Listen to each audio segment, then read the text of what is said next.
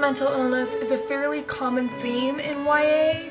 I see it a lot. In almost every book I read now, it seems like some character has some form of mental illness. I feel like it's happening a lot more now. I feel like a lot more voices and stories are being given the opportunity to be told. The massive amount of people that have really identified with this story, and it's given them comfort, and I think that's a great thing. But it just makes the experiences easier knowing that you're not completely alone.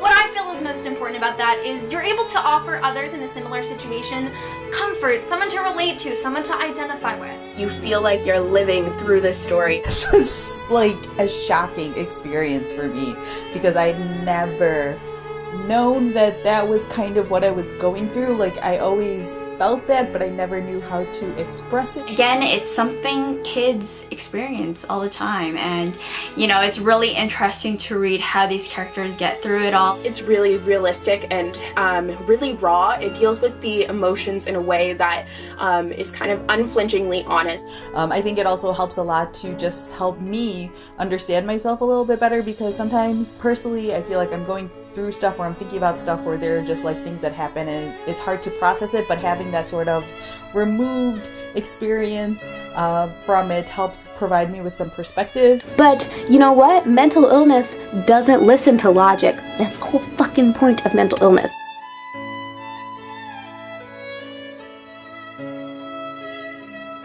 We are so lacking in diversity of stories in mental illness books. Representation is relative. What does or does not apply to you is not the same for everyone. All the characters have their issues, their flaws.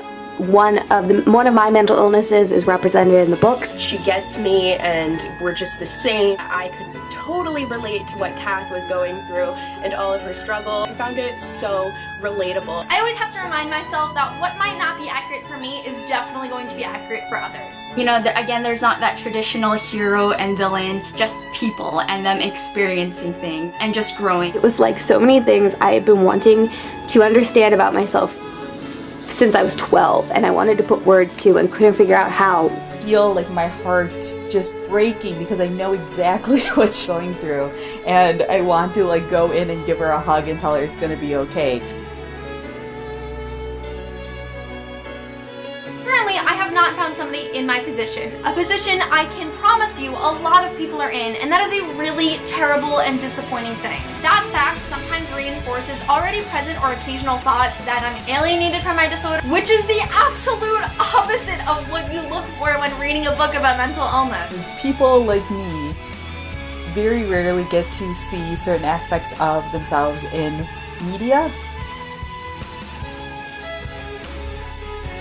It's just awesome to kind of see your life written down. It just blew me away. I was so, like, I can't describe to you what it was like. It's one thing to see yourself in books, but to see yourself as a comic book character is completely something different. And that's why the topic of diversity is important. We need to see the good and the bad and the ugly of all of these different stories, but in my opinion, we only see the bad, and that really needs to change.